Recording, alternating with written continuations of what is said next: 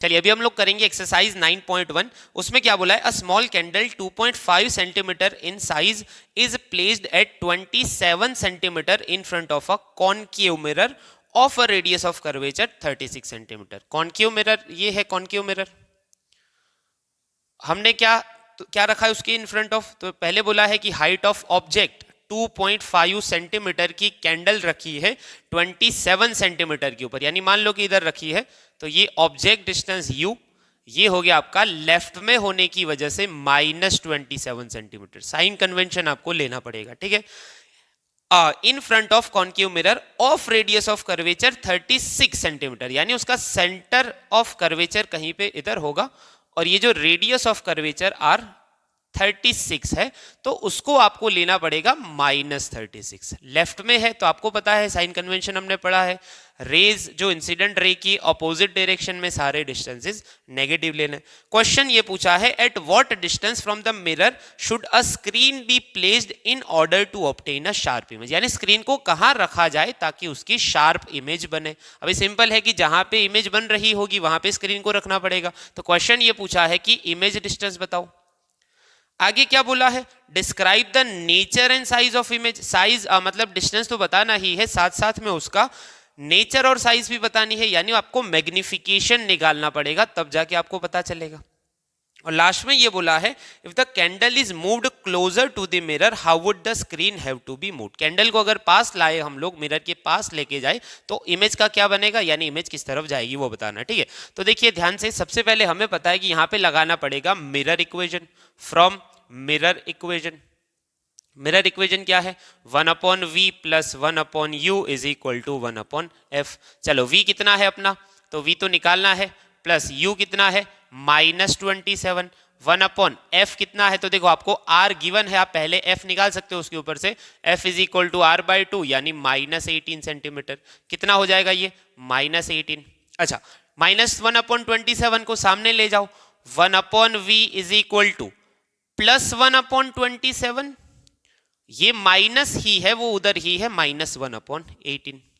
समझ में आ रहा है। चलो यहां पे क्या बनेगा, 1/v इज इक्वल टू, चलो आप इसका एलसीएम ले लो तो 54 आ जाएगा, 27 इंटू 2 -18 इंटू 3, तो ये आपका आंसर बन जाएगा 1/v is equal to -1/54, v is equal to -54 centimetre.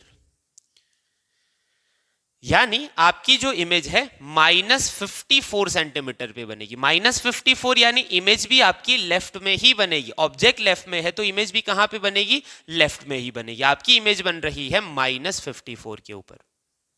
अभी वो कैसी बन रही है उसकी बात कर लेते हैं, ठीक है। यानी इमेज कैसी बन रही है उसकी बात करेंगे, फिर जाके ड्रॉ करेंगे। देखो आपको बताना है nature and size of image, तो निकालेंगे मैग्निफिकेशन, निकालेंगे मैग्निफिकेशन। चलो मैग्निफिकेशन का फॉर्मूला क्या होता है, m is equal to -v/u। चलो -v कैसा है आपका -54, और u कैसा है आपका, तो -27। तो इसका आंसर आ रहा है, एक माइनस माइनस तो प्लस हो जाएगा, पर एक माइनस बच रहा है, तो आंसर आएगा -2। यानी मैग्निफिकेशन नेगेटिव है और एक से ज्यादा है। इसका मतलब ये हो रहा है कि ये इमेज उल्टी बनेगी पर ऑब्जेक्ट से बड़ी होगी, यानी इमेज कहीं पे इधर बनेगी पर ऑब्जेक्ट से बड़ी होगी।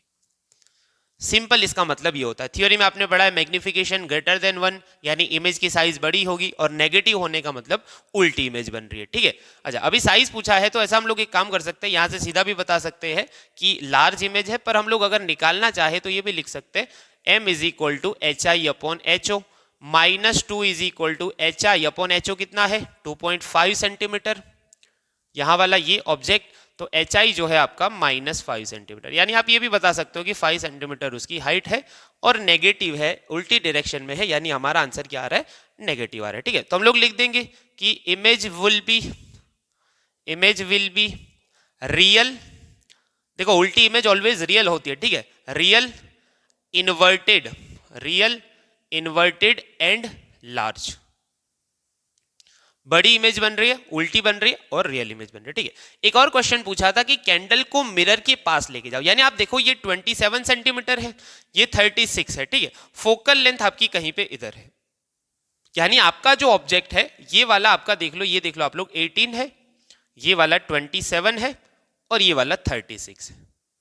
यानी आपका जो ऑब्जेक्ट है फोकस से पीछे रखा है सी और एफ के बीच में, तो इमेज मिल रही है सी के पीछे। ये हमने थ्योरी में पढ़ा था, ठीक है। अच्छा, अभी आप कैंडल को पास लाओ, अगर जब हम लोग उसको पास लेते जाएंगे तो इमेज दूर जाएगी, जैसे ही उसको एफ पे रख देंगे तो इमेज कहां पे बन जाएगी, इन्फिनिटी के ऊपर। जब मैं कैंडल को मूव करता हुआ मिरर की तरफ लेके जा रहा हूं, एक बार जब मैं एफ पे पहुंच गया तो इमेज इन्फिनिटी पे बनेगी, और एफ से और अंदर गया, यानी मैंने ऑब्जेक्ट डिस्टेंस को फोकल लेंथ से भी कम कर दिया। तो आपको पता है कि जब ऑब्जेक्ट कहीं पे इधर होता है तो इमेज आपकी कहीं पे सामने बनती है। तो हम लोग लिखेंगे कि when a candle is moved closer at u is equal to F, जब ऑब्जेक्ट डिस्टेंस फोकल लेंथ के बराबर होगा इमेज इंफिनिटी पे बनेगी। And for u less than f, अगर मैं ऑब्जेक्ट डिस्टेंस को फोकल लेंथ से भी कम कर दूं और अंदर लेके आ जाऊं तो image will be virtual and erect. यहां पे इमेज वर्चुअल और इरेक्ट हो जाएगी। ये वाला थियोरी में मैंने आपको अच्छे से समझाया था। ये हो गया आपका एक्सरसाइज नंबर 1।